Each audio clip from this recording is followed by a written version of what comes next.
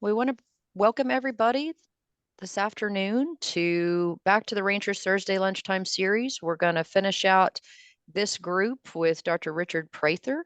I'm Rosalind Biggs. I'm a beef cattle extension specialist housed within the College of Veterinary Medicine. I'll let Dr. Lallman and Dr. Beck introduce themselves.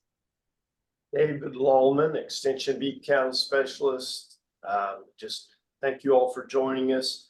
Don't forget, if you missed the last two sessions, we had a terrific presentation both weeks from Dr. Guillermo de Nava from Uruguay, doing some really good work in controlled reproductive management of large commercial cow herds. Interesting thing about that environment is they're just as far south of the equator as we are north of the equator. So their environment is very similar. It's Angus and Hereford cattle. So go to Okstate or beef.okstate.edu, scroll down to the Ranchers Thursday section and click on archived webinars, and you should be able to find it there. And I'll try to put that link in the chat too, as before we're finished up today. Dr. Beck, we'll turn it over to you. Hi, I'm Paul Beck. I'm also a beef extension specialist. I just wanted to welcome everybody to our Rangers Thursday and put in a plug for our next series that will start next quarter in April. We'll have several sessions that will focus on integrating the dairy beef crosses becoming quite prevalent in our industry, and how to incorporate those into our beef production systems. Thank you, Dr. Beck. Well, so let's get to the good stuff, if that's all right with our audience today. It's really our pleasure. We've had Dr. Prather on here at least once or twice before, and always great information. I want to make sure I do your bio justice, Dr. Prather. So Dr. Prather received his bachelor's degree and doctorate of veterinary medicine from Oklahoma State University.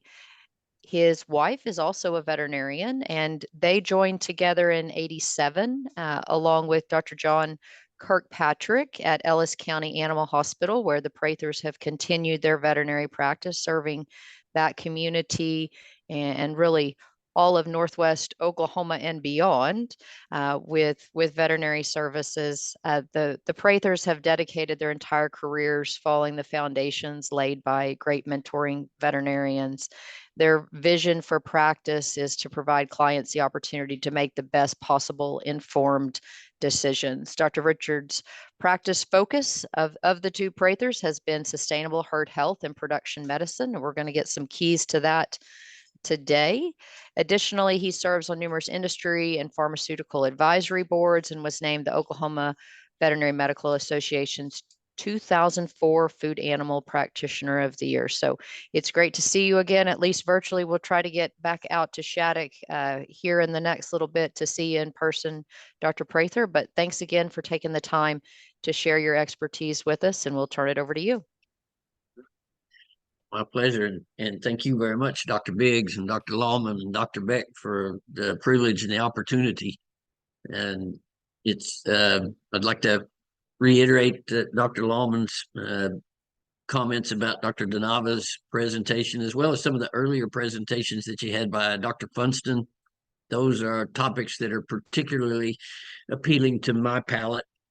When it comes to beef cattle reproduction, that's where we found the most enjoyable. And as Dr. Funston mentioned in his presentation, probably the beef cow reproduction is the single most important management factor that one can address in order to accomplish the goals that we've set forth in this first slide. You know, as you look at the picture of the environment out here in the western half of the state, it's a harsh environment. It's not a real friendly environment, and trying to develop and sustain a cow herd in that environment requires just due diligence and ability to adjust. Mother Nature plays the long game, and it's our effort and our task is to try to adapt to that long game as it changes. And the purpose of today's talk is to detail some of the things that we've done to develop those cow herds and encourage multiple generations to return to this area and seek to make their living in the beef cow calf industry. So we'll get started from that.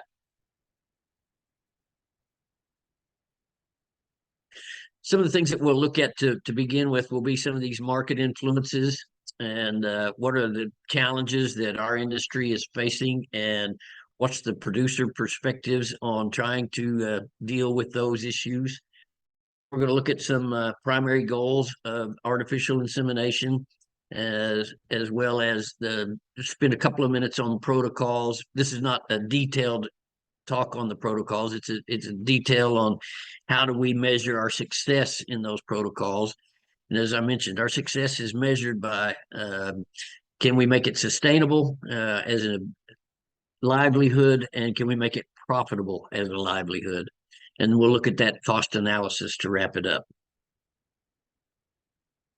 So, as we travel around, if you've been in any of the larger cities and looked at the people that you travel on the buses or the subways, or if you've been in the airports, standing in line, waiting at any of these institutions, you can see that our market is dramatically affected by a population far greater than the population where we live. Out here where we live and work every day, our cow to person ratio is about 5 to 1. And the market where we distribute our end product has become so detached that their understanding of what we do and why we do is just no longer there. Their information is from media, their information is from social media, and a lot, if you look at those markets, Walmart and Wendy's and McDonald's, that's a huge chunk of our beef market. And the policies that they're putting in place on animal handling, the policies that they're putting in place on antibiotic use is dramatically or has the potential to dramatically affect the way that we do business.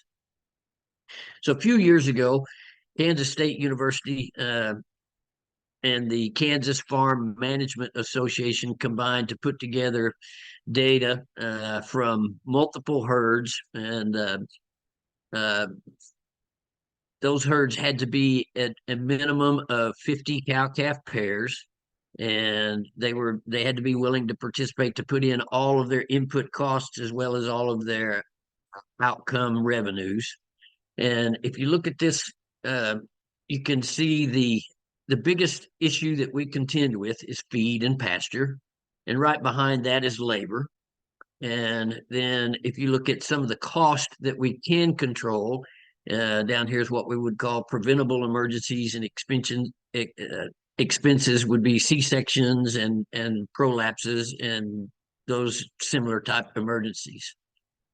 So as we go through this today and keep those challenges and concerns in the background, what we're primarily going to talk about in the next few minutes is cow-calf operations, both feed stock and commercial, out here in the western part of Oklahoma and the eastern part of the Texas Panhandle and the eastern part of the Oklahoma Panhandle.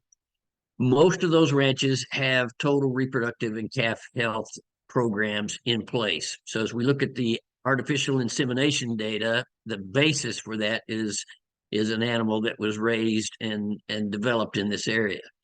They still face the extensive weather challenges that we've had, especially the excessive dry periods that we've experienced over the past few years, occasionally the excessive cold and prolonged cold, often excessive heat. And among those challenges, the nutritional status is critical to the success or failure of our artificial insemination program, particularly protein, energy, vitamin A, and then somewhat also on trace mineral. And if we step back and kind of think about the historical past of this region, all the things that we just mentioned are under the confines of smaller geographical locations than the beast that used to roam this area, that could move around and travel and follow the good conditions or get away from the bad conditions. So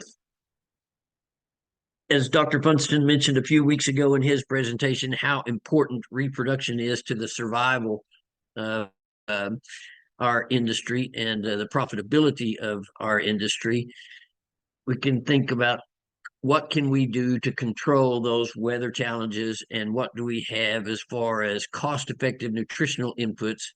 I would submit today that nutrition is the single most important factor to the success of our insemination programs, regardless of all the technical and minor things that we do in a matter of days or weeks around breeding. What we do the rest of the year nutritionally has a far greater impact. Another challenge that almost all of the producers listening in on today's information can understand and agree with probably is how difficult it is to find labor these days. Labor is quite scarce. There's numerous opportunities in areas away from the rural environment that provide greater momentary or at least seemingly greater financial remuneration. And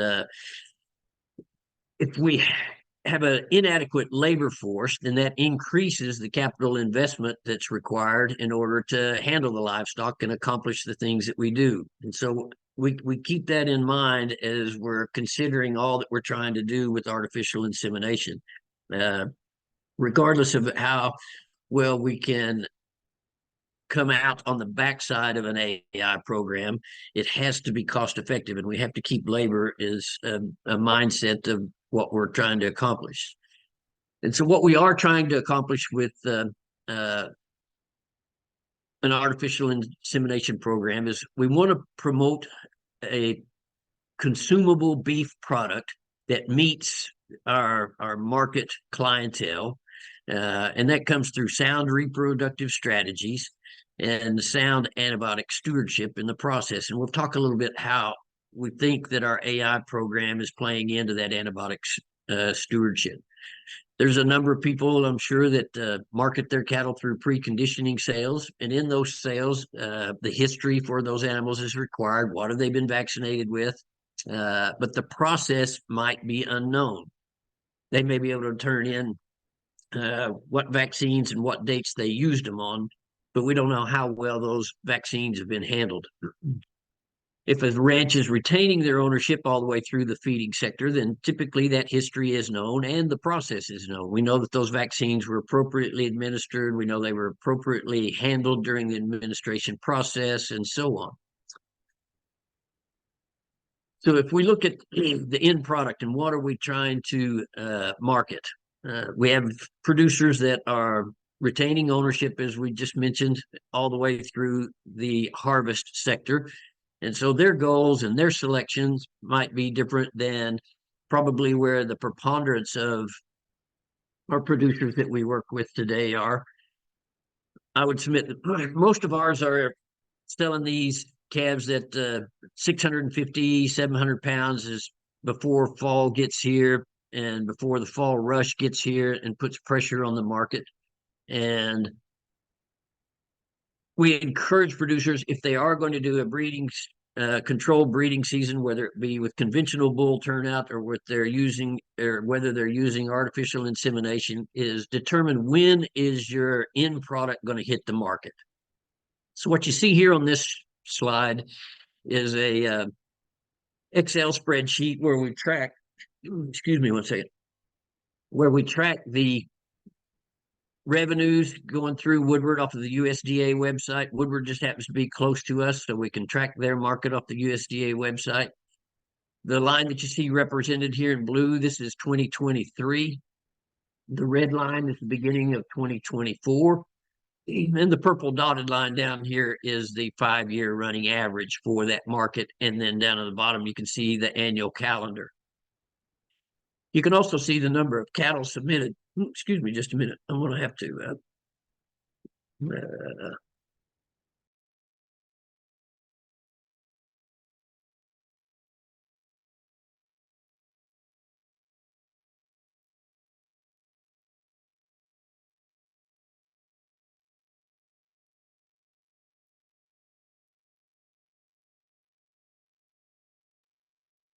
there. Now maybe I got my throat cleared. What you can see here is the number of cattle going through Woodward. And when it peaks, the market is at its lowest, obviously. And when the cattle numbers are lower, then the market is at its higher revenue. So what we tend to try to do is if we're going to sell a 45 or 60-day weaned calf on one of these vaccine programs, we're going to try to hit this peak where they can generate the greatest revenue.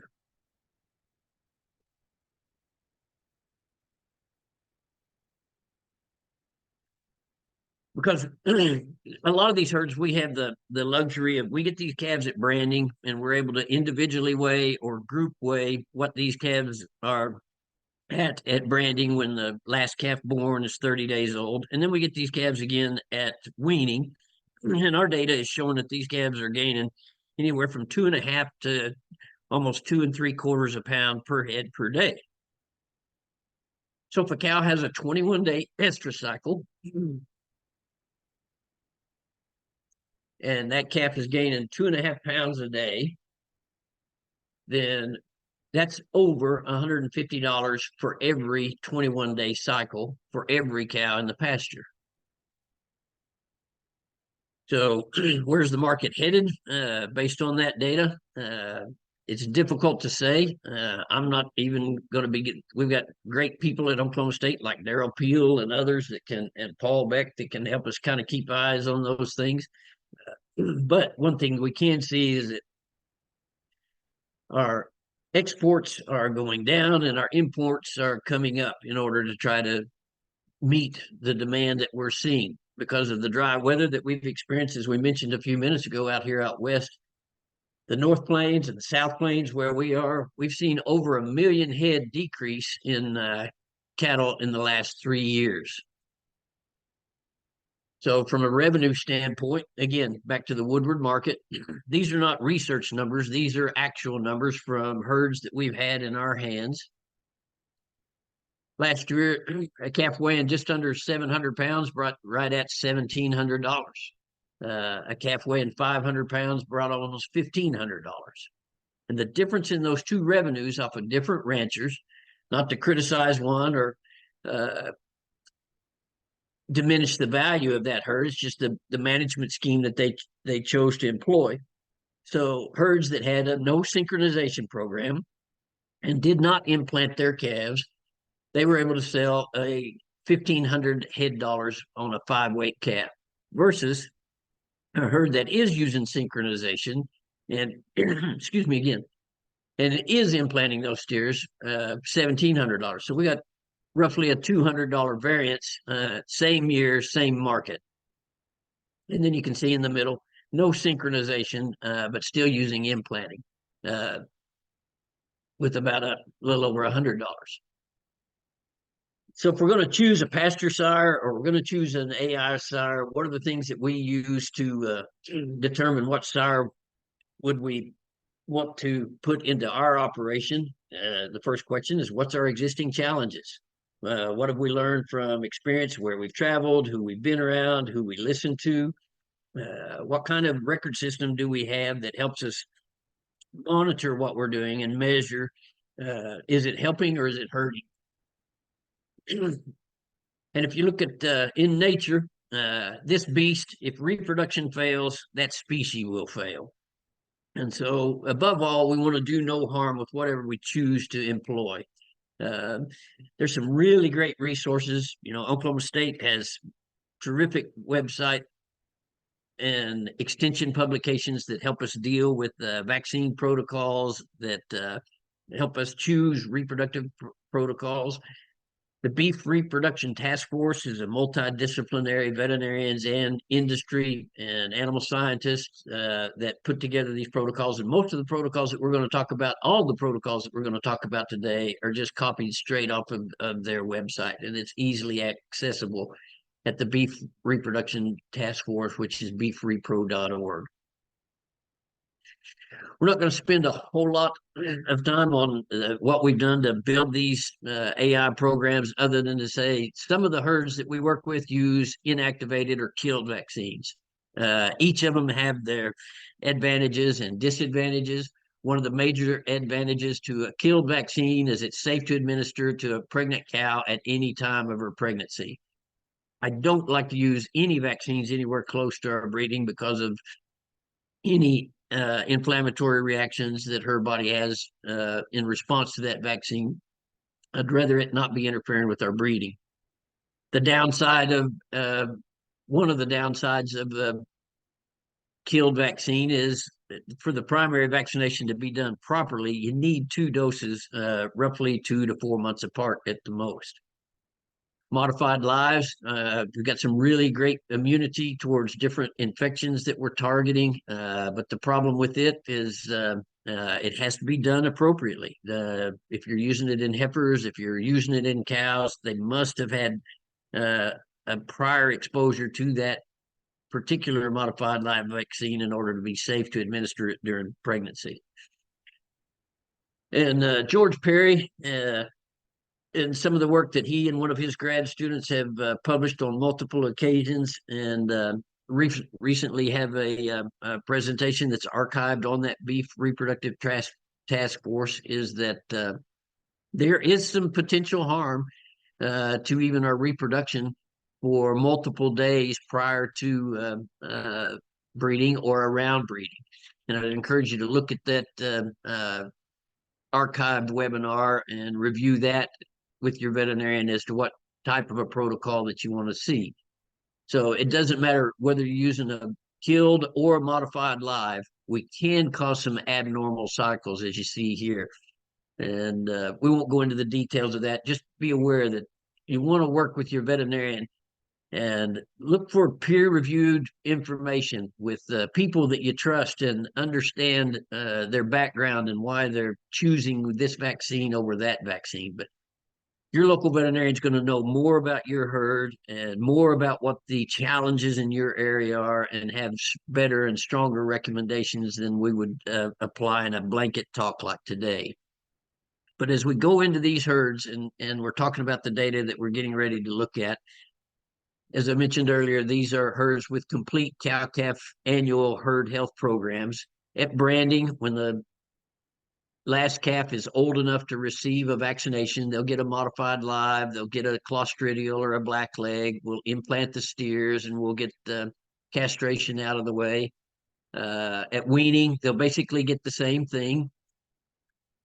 If she's a raised replacement heifer, and this is where I want to kind of spend a little bit more time, in these herds that we just described, that calf vaccination protocol, a raised replacement heifer that we know where she's at, she's going to get another modified live, and we're going to insert a Vibrio, which is a venereal disease that can affect and impact fertility, as well as a lepto, about a month after we wean her. And then as we're trying to get her ready to go, we're going to, when she's a year old, pre-breeding, at least 60 days, we're going to pelvic measure, we're going to reproductive tract score, we're going to set up the timing for our synchronized breeding. She's going to get a vitamin A shot, because in this country, 9 times out of 10, we're dry. And this time she'll get a killed virus with her second dose of Vibrio and Lepto. And then we come back in and examine them 40 days after we pull the cleanup bull. If she's a purchased heifer and we don't know what her history as a calf was, if it's greater than 120 days prior to our setting up our AI programs, she'll get a modified live. And then she gets the same as our raised heifer does, the pelvic measure, the reproductive tracts, and so scoring, and so on. And then after breeding, when we're doing our preg check at 40 days after the cleanup bull's been removed, she'll get another dose of modified live. If it's a raised heifer and we don't have 120 days remaining until time that we want to breed, we start them on a killed at that time, and then we try to get that second killed in her at least 2 months ahead of breeding, and at least 2 months from when not greater than 4 months from when she received her first dose. And still the same thing, she'll get 40 days post bull removal, she'll get preg check, but we won't give another booster of that until a year later. Now, reproductive tract scoring, we'll spend just a few minutes detailing this because it's really important for our AI success or failure rate. Work that's been done by Dave Patterson and several others, they looked at almost 30,000 head of heifers, and they followed them over 6 years from 2010 to 2016. And they basically, just like we do the scrotal circumference on a bull annually when we're testing him, they examine the ovaries.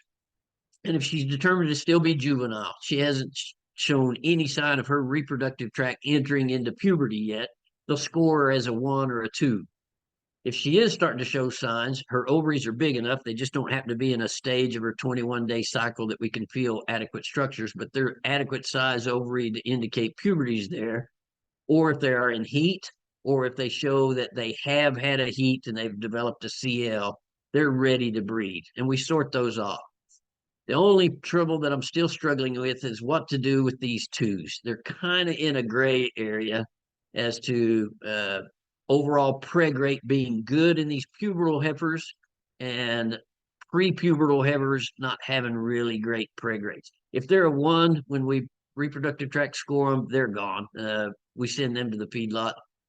The number of days between the day that we do this exam and when we breed is not justifiable to spend the expense of the medication, the labor, and the insemination on.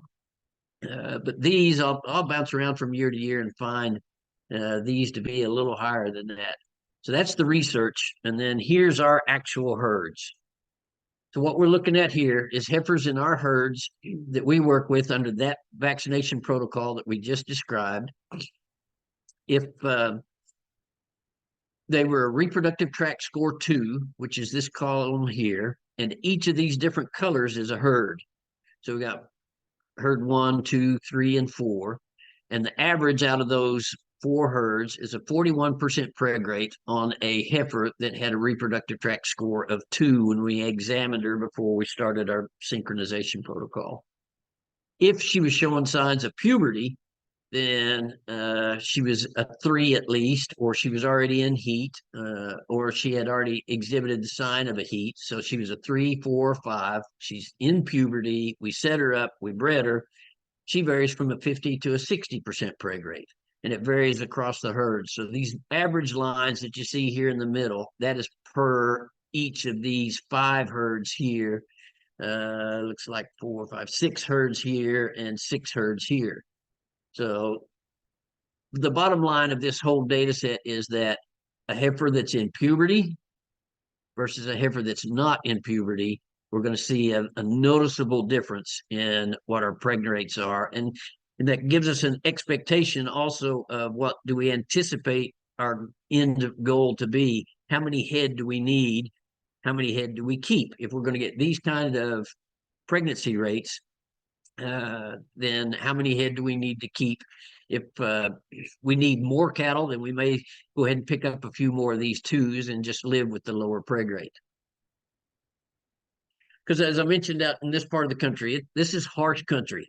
And so what this graph is reflecting is over 90 years of weather data. Each color that you see there is a group of years where the trends were basically the same.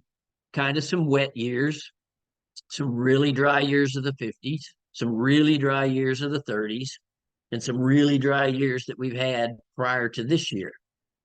So we had 3 years in a row from 2020 through 2022 where we were basically as dry as we were in the 1930s with around 17 inches of total annual rainfall.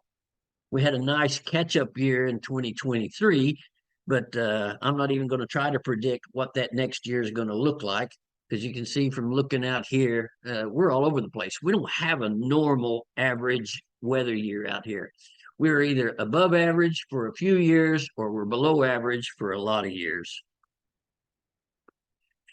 And as we mentioned earlier in the Kansas information on budgeting, land and feed are our 2 biggest expenses. But from that graph, we can see it's also our biggest challenge. It's our single greatest source of annual inputs is what's under that cow's foot. So again, back to what I said, reproduction's our most important aspect of profitability of a farm or a ranch. And it's also most highly affected by the impact of nutrition. Nothing is more important to our reproductive success or failure than nutrition. So what this set of graphs is showing is on the top layer, you see 2023. And we benchmarked that over a year over of 2022. And what we did, these are cow herds. Now, we've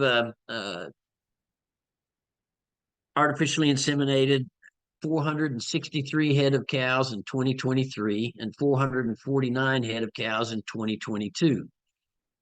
The day that we breed them, we measure a body condition score.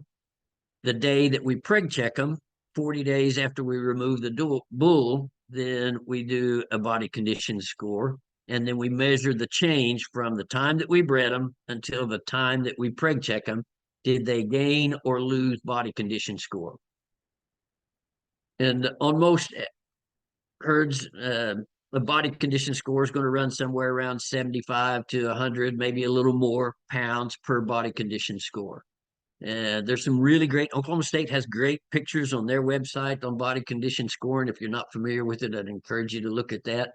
But if these cows here in the very middle, the day we artificially inseminated them before we turned the bulls out, until the day that we preg checked them, they maintained their body condition score. They didn't lose, they didn't gain.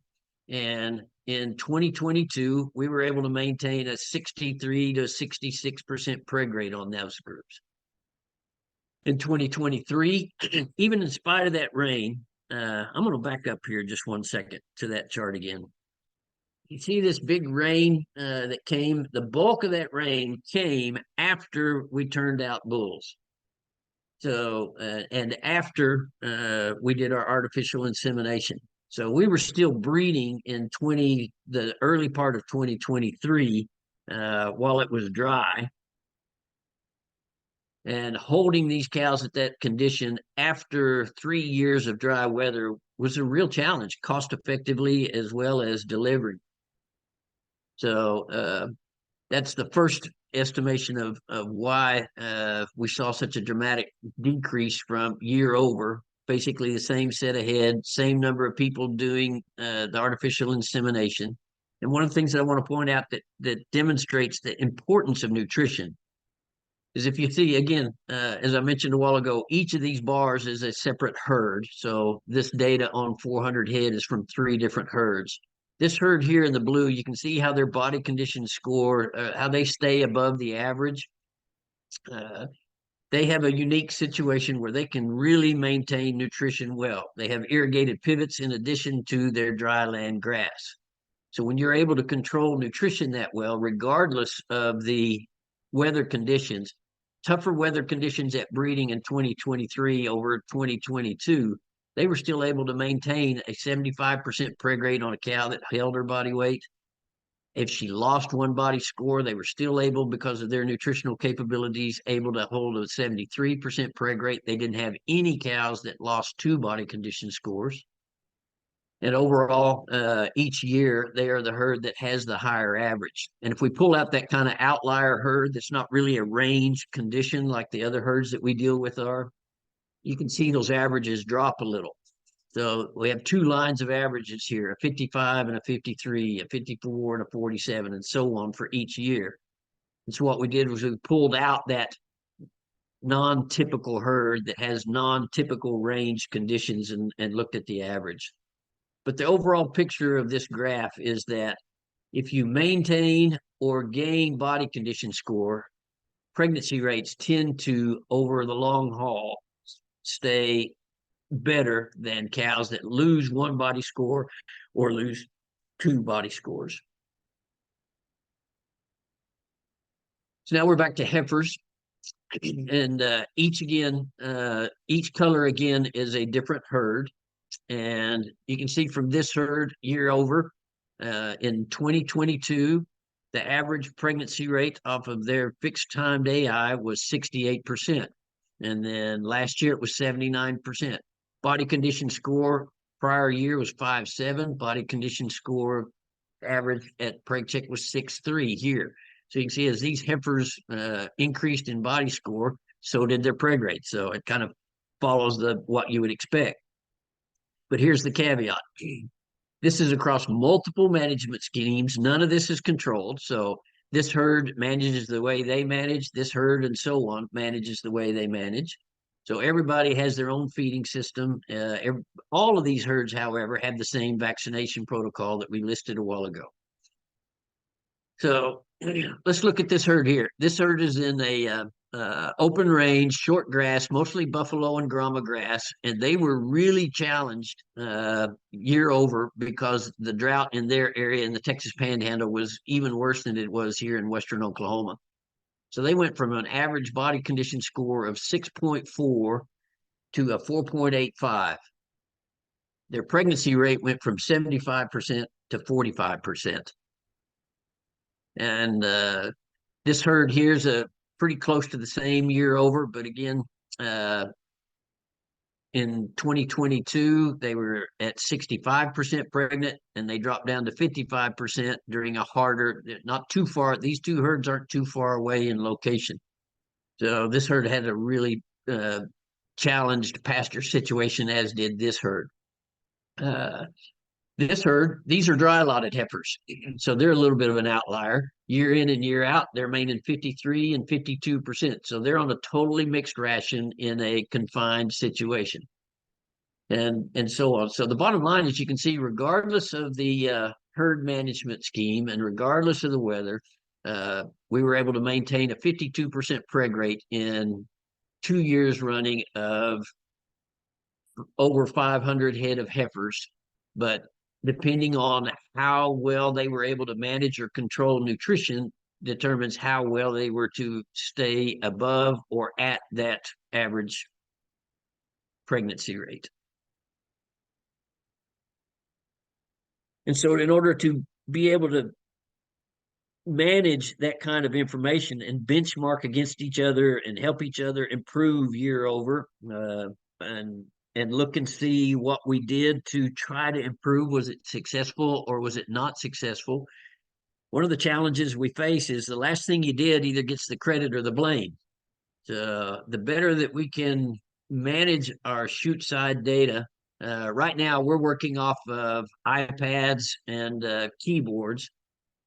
And I wish I could tell you we had this all really running. For about 3 years, we've been working hard to try to come up with electronic ID systems, whether they're low frequency or high frequency, and readers where you could do a lot of work from your dash of your pickup and keep this information management seamless and simple.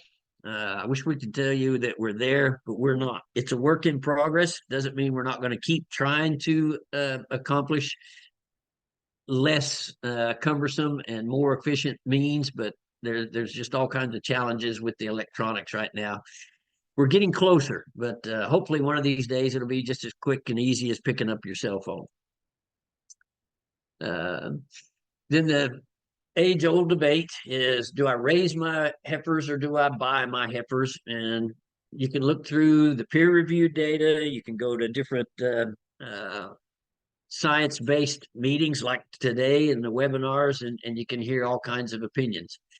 The things that we look at is how much data was in the source where those heifers were developed. What's the biosecurity that we can or cannot manage of heifers coming in? Do we know their vaccine history? Do we know the anaplasmosis prevalence in their area? Do we know the prevalence of these other diseases? What's the capital investment requirements for that year? What's the tax liability or the lack of liability because of that year? The labor and the facilities, as we mentioned earlier, but the biggest is the reproductive and genetic selection, and I want to focus on that just a little bit. If you look at some of Funston and their group's work up at the Meat Animal Research Center in Nebraska, this again was a large group of heifers that they followed over the entire life, from the time they bred them as virgin heifers until they sold them as last calf heifers and cull cows. If a heifer calves during the first 21 days versus a heifer that calves in the second 21 days, this column, versus a heifer that calves in the third 21 days, this column, we're looking at a significant difference in their weaning weight of their calf for 1, 2, 3, 4, 5, 6 years. So when she has had her 6th calf is when these heifers that calve in the second and third its third 21 days of the breeding cycle, finally catch up and are statistically weaning the same amount of pounds. And it's not a small amount of pounds either. This heifer here in this first year, a virgin heifer, 2-year-old, has her first calf by her side. She has about a 75-pound advantage over her sister in the same pasture under the same management scheme of 400 pounds versus her other sister of 335 pounds. So back to the slide we were just looking at, let's back up to that again. This one right here, reproductive genetic selection, and what are our regional pasture resources? This work that they did here is just huge. Finding the gene of the cow that works for your country, matching your cows to your country, whether you're in eastern Oklahoma, southern Oklahoma, western Oklahoma, find the cows, track the data, figure out who matches, who meets your goals. And then the rest is just our synchronization protocols and what we're using. Almost all the AI magazines, sire catalogs that you look at will have these protocols written in there. They're on the reproductive task force website. They're on Oklahoma State's websites. The ones we use most commonly for cows are the 7-day fixed timed AI at 60 to 66 hours after we breed. So a seeder goes in on, let's say, day 0. We pull it at 3 in the afternoon, 7 days later. Then we're breeding at 9 a.m., 60 hours later. And if we're short on time, we'll use this one in heifers as well. But heifers has a slightly different time there of 54 hours that you'll want to pay attention to. So you change the time of day that you pull your seeder and you utilize here to suit your management and your labor. This one we've tried for a couple of years now, again, developed out of the folks out of Missouri, and we've really liked the pregnancy rates that we get off of this. The problem is it's increased labor. We have to handle, the seeder stays in for 14 days, but we have to handle them one more time here in the middle. And when you're dealing with cows, stripping off babies to do this middle shot here, or to move them from pastures where there is no facility to the pasture where you do have facility, this labor is a pretty big issue. The heifers with the less labor type of an issue is a 14-day seeder, and 16 days later, again, we give the prostaglandin late in the afternoon and we breed early in the morning, 66 hours later. This is the one that we've had the most success in timing. A high percentage of those heifers are actually in estrus here. We don't have a whole lot of heifers that we have to breed early. We don't have a whole lot of heifers that miss out and breed late. We've had in our hands, this has been our tightest synchrony for one-time handling. You breed everybody at 66 hours and you're done. One more thing before we leave that one. There's also another variation to this one called the split timed AI that we've used, where if we have the management and the labor, anybody that the estrus alert or the estrus detection method that we put on them here that was not showing signs of estrus, we waited 24 hours and bred the following day. And so it's basically a 2-day fixed timed AI, and that's working really, really well as well. To cut costs, not to sound too critical of our folks in the pharmaceutical industry, but those seeders have gotten really, really expensive, and a lot more people are looking back to MGA again, which is what we used years ago before we had seeders. And MGA is a very fine powder. We're feeding it at a very low rate, 0.5 milligram per head per day. You don't have to handle the heifers nearly as often because you don't have to get up and put a seeder in here. You don't have to get the heifer back up and pull the seeder out here. So it's better labor there, but it's going to require a little more cost here in labor because you've got to deliver the feed to them daily. They really need to be led on a lead feed program where for at least a week or 10 days, you got them trained to a bunk where, and they need a bunk where you can feed this product and where you can get 100%, as close to 100% participation as you can at a bunk in a day. Recommendations are that they have at least 24 inches of bunk space so that everybody gets their 0.5 milligram per day. You need to be able to mix it adequately. So a premix is helpful to be able to dilute that out so then you can get it adequately spread out throughout your mixing mechanism, whatever that happens to be. And in this country, as windy as we are, I've seen problems as they try to mix it and dump that fine powder into their mixers. The wind takes the powder away, and you have to do your best guess at getting it in there. So it's not without its challenges, but it is far less handling of the cattle. And the other downside of it is on the backside of it here, we tend to see a lot more variation in how tight the estrus or the expression of heat is. So we'll do a lot more observing of early heats, do the bulk of them on a timed AI, and do a few late ones. So it really helps on this one if the managers are able to accomplish some of the AI themselves, if not all the AI themselves. Then finally, as we go through this, we've looked at the cost, and if we sit back and try to analyze, yeah, we can do all this, but what does it cost us? We've taken everything into consideration that we can for purchasing a bull, minus his end value, which happens to be fairly high right now.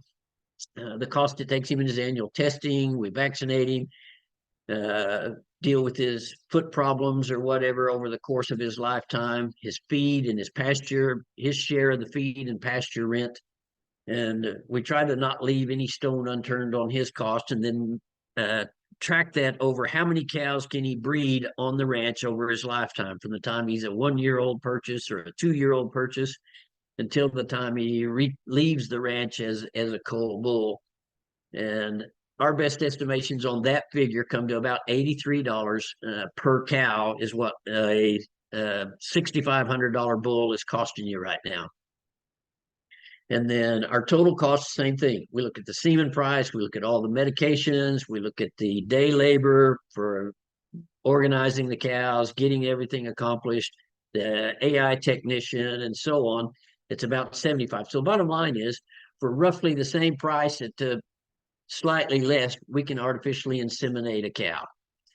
And then we look at the average 21-day across those cow herds. These are just dealing with cows only right now, not heifers. But on an average cow herd, we're running about 58% pregnancy rate off of our artificial single fixed timed AI preg rate. And our average bull bred herds are averaging about 52. Reason being there is in the first 21 days that a bull has an opportunity to breed a cow, we're including the cows that were the late cows in the calving season, and whether or not they got pregnant. They don't get pregnant because they didn't cycle yet. So they're included in the pregnancy rate, not conception rate. And then finally, I guess, is the sustainability of all of this. This gentleman taught vocational agriculture for almost 40 years. And the pressures that are in the environment where we sell our product today didn't exist in his time, weren't even a consideration in his time. So where is his 4th generation great grandson going to be when he is your and my age and trying to run an agricultural operation? He is going to have to deal with other alternatives to meat market. And the outgoing NCBA president, while this is still a small issue here, and this is starting to be some dated information, we're looking at about 3 years or more since this information was collected. What I see of late, I don't see much change here. Of 65% of the people that were polled out of over 3,000 had never tried an alternative beef.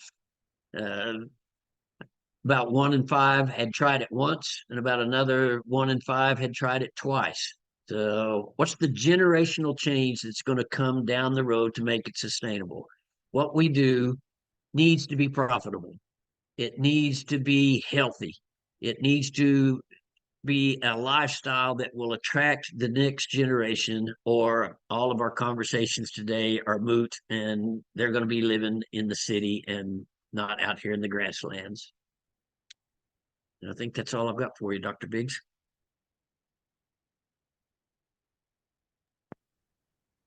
All right, that's great stuff. I just wanted to make sure I noted for our visitors that are joining on your computers, put some links that Dr. Prather mentioned in the chat. So if you're wanting to find those resources, in particular, that Beef Reproduction Task Force, that's a great site with protocols, et cetera, accessible to everyone.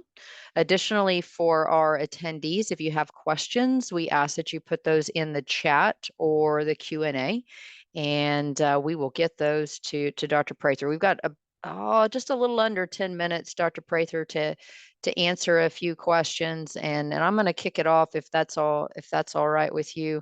A few that I've jotted down as we went along. I've been listening to Dr. Peel pretty close, as most in Oklahoma and the region probably should be, understanding that, you know, those prices you showed at Woodward last fall are trending to be on the rise with that. You doing anything different with those reproductive tract scores, number twos, any major changes, any other things you're implementing, things we might need to be thinking about on those heifers that maybe on that cusp, should we keep, should we not keep them, with all of the, you know, time and money and investment it goes into getting them to that point, doing anything different with those. We're going to try some new things looking forward over this 2024 season. We're looking more and more. We've got a couple of herds that are looking into genomics, and I'm really relying on Dr. Lallman pretty heavily for advice as to where to go with genomics on these. Benchmarking off of ourselves, like what we demonstrated today, where you see how do you compare to your neighbors under the schemes that they're using? How do you compare to yourself from where you were last year? If we could use genomics to find that heifer that doesn't fit what we're talking about early and send her down the feedings avenue rather than put her in our lane for breeding, I think that would be profitable. If we can identify her, let's say we tag her as a baby and we pull a TSU on her as a baby. So by the time we're at branding, we know she does or doesn't fit the sustainability. She doesn't, or the stayability rather. She doesn't fit the calving ease maternal or the milk or whatever genomic parameter that we're looking for. Come branding, we put an implant in her, and then we're starting to capture that additional $3 a pound, that many 100 days earlier. So and be more efficient at getting her, especially if we're retaining ownership. You know, number of days it takes to get her where she's hanging, or number of days that it takes to get her in that special market. If she's out of our way, we've dramatically increased our efficiency for who stays and gets bred. We might even be dramatically increasing what is our percent pregnant off of those AI rates by doing the same. So that's one of the things we're looking at is, will genomics help us accomplish those goals faster? Excellent. So we've had a couple of really appreciative comments of those figures in that bull only versus the AI and the cost related to that. Did have a question from Aaron on how many years or seasons of service was figured for a bull in that cost calculation. And if you said it, I missed it. So I apologize for that. I did not say it, but it's a great question. We track all the bulls that we do BSEs on here, regardless of age. We've got annual data on how many bulls pass at 12 months of age, how many bulls pass at older months of age. And then we look at the average age of a bull when we cull him because he's tore up his sheath, he's tore up a foot, or he's gone sterile, he's no longer fertile. And the average age that a bull is lasting, again, remind that this is talking about averages. So there's some that go longer and some that go shorter, but our average is showing about 6 years of age. So that's the figure that we use there. And then we calculate how many cows can he breed as a yearling, how many can he breed as a 2-year-old, and then how many does he breed from 3 to 6. And then that's the figure that we use to calculate what his cost per cow is based on an average cull rate. So if a bull stayed till 8 years, and we'll test quite a few 8 and 9-year-old bulls, but overall, those are the higher risk of failing. And we've also plugged in some data where we've got an 85% stay rate, a 75% stay rate, but I didn't want to really get into all those. But the short answer is 6 years. Sorry for the long-winded. No, I think that's great information in the perspective that there's got some variability in those bulls with it has to be taken note of. I had a question from Richard on any pre-breeding nutritional protocols that you feel strongly about or that you've seen that to improve those conception rates. Yes, is the short answer. Dr. Lawman presented some information at a meeting where I was several years ago, and there's a Goldilocks spot, for lack of a better term. We try to keep heifers at about a body condition score of six-ish. If they get into that 7 and 8, the pregnancy rate goes down. It's a little bit of a curve, and Dr. Lawman could probably answer that question more intelligently than I, but we look to keep them at about 6, and we look at to gain from weaning until breeding at about 1.5 pounds per day. And the data that we read, as we were talking about a while ago in the peer-reviewed literature, the data that I've read shows that our birth to weaning nutrition has a greater impact on that annual fertility as a 12-month-old than our weaning to breeding nutrition does. I've also looked at some of, again, back to our northern friends, some of their data on the nutrition of their dam during the first 45 days of gestation, the developmental programming. And we're starting to chase a lot of that, looking at vitamin A, protein, and energy of the dam. While we're really tracking those body condition scores hard from when we bred her until when we preg her, and then we're really working hard towards maintaining good nutrition in that neonate from birth to weaning, and then try to keep her in that Goldilocks spot of 6. Not too fat, not too thin. Yeah, we need to keep them just right, I think, when it comes to that. One other question, then I'm going to turn it over to Dr. Lawman and Dr. Beck to see if they have anything else. You'd mentioned kind of the basics of your vaccination protocol. Let's say a producer's had a historical issue with scours, and is that something that you're routinely vaccinating with? Are you using vaccine, perhaps changing environmental conditions? What do you think about scours vaccines prior to calving? Again, that's another excellent question. I wish I had a cookie cutter answer for that. Scour vaccines are not without their risks. There's nothing I dread more than handling a heavy pregnant cow and putting her into an alleyway. And, if they've got adequate facilities, adequate personnel that know how to appropriately handle cattle in that delicate stage, and if they have had a prior history of scour issues, then I'm very much in favor of using a scour vaccine at that point. I backed off of it. It used to be standard in my heifer protocol that it was just SOP, standard operating procedure. We were going to vaccinate a heifer for scours just because of her young age and her increased risk. But if we've got adequate paddocks, and that's another advantage of artificial insemination that we didn't cover. If we've got known calving intervals, and most of these AIs are short gestational, they're going to start coming 2 to 3 weeks early. And we can get them into a system where we can manage them to a very short window of time and then get them out where their back spread out like Mother Nature intended her. A cow that's getting ready to calve, she goes off and hides out and calves out because she has intuitively or genetically been selected to protect that baby against exposure. So social distancing, it was something that was already programmed in cows years ago for scours. So if that's a possibility, then I'm not real in favor of scour vaccinations. But if I have a history of scours on a herd for whatever reason, then yes, we do use it. All right, Dr. Lawman, Dr. Beck, anything on your minds this afternoon or anything I've missed? I had one question in mind, Dr. Prather, what you would recommend or kind of what your philosophy is, the reproductive tract scoring system is one way to kind of weed out those animals that do not go through puberty in time to synchronize with your breeding program.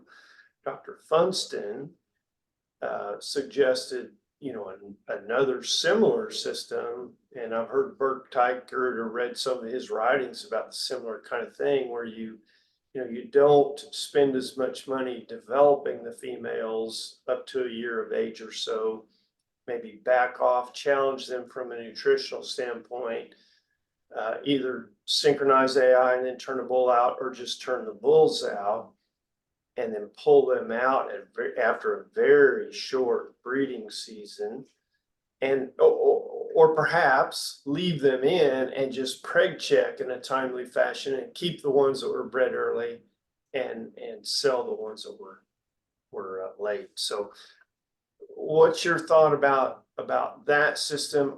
Could you accomplish the same thing, you think, in terms of fertility in your herd over time with either one of those methods?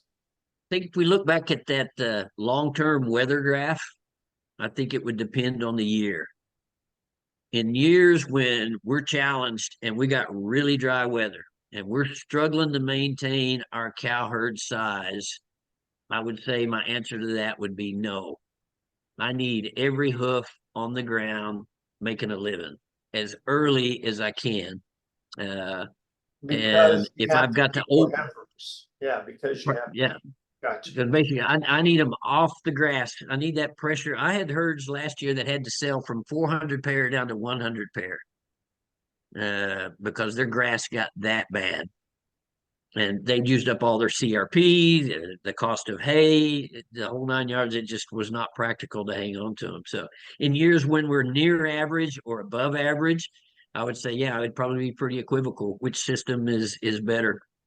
And maybe even to the system you described might be better in those good years when everything's rocking along and we've got plenty of resources underfoot. But our resource underfoot is, according to the Kansas data, it's our largest annual expense. And when our revenue from that is limited because we can't keep very many on that large expense, then every foot's got to make it count. Yeah, interesting, neat perspective. I hadn't thought of it that way. Thank you. Dr. Beck, do you have any questions for Dr. Prather? If not, will you kind of highlight what we'll expect next go round, or do both?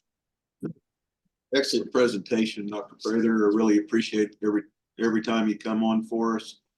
I've got a lot of questions. I think I want to think about it and then reach out to you next week and see where we can go from there. But please do. I don't want to get out here thinking that I'm on an island and get to believe in my own nonsense. So I really encourage, hey, what do you think you're doing with that? Please do.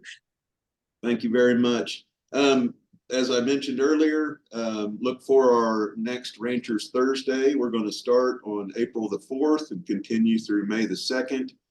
We're going to talk about these dairy by beef hybrids coming out of the dairies currently. And we're going to go from all the way from conception to carcass and see, breeding and management, other issues, and we'll have a mix of researchers and producers and feedlot operators to give their input on what they're seeing with these dairy beef hybrids. So look for that to get advertised within the next couple of weeks as we get our schedule nailed down. All right. Well, that sounds great, Dr. Beck. Certainly looking forward to that information, and want to thank Dr. Prather. It's always a great opportunity, I think, to listen to someone that's working hand in hand with producers on data-driven information and decisions and has the economics related to it. And I'm believing it, Dr. Prather. It's not nonsense from where I sit. So want to thank everyone for joining us today, spending your lunch hour at least with us. We put the link to the archive webinars. If you perhaps missed Dr. DeNava's presentation and wants to catch up on those are posted. And then also want to put one more plug in for our OSU parasite resistance study that is ongoing through the end of the year. I'm going to put that in the chat if you're looking for that interest form.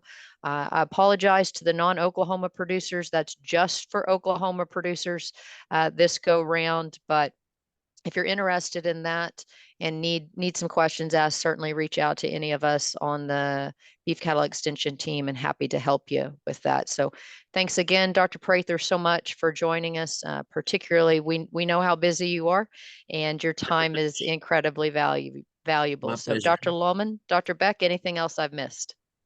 Dr. Biggs, you're probably going to mention it, but just in case, I thought I'd mention on your way out, there'll be a real brief survey. Thanks to those of you that took time to do that last week, and your feedback, the information we got just from last week's presentation was outstanding. So really appreciate you taking the time to do that. It helps us a lot. Yeah, absolutely. That should pop up on your screen. It is anonymous. It'll only take you a couple of minutes to buzz right through that, looking for more information to help us guide extension activities and programming, and get you the information that you're needing and wanting to be impactful in your operations. So with that, thanks so much for everyone that has joined and continues to support our Ranchers Thursday Lunchtime series. And with that, we will close out for the day and see you back at the end of April, right, Dr. Beck? We're going April into May, right? April 4th to May the 2nd.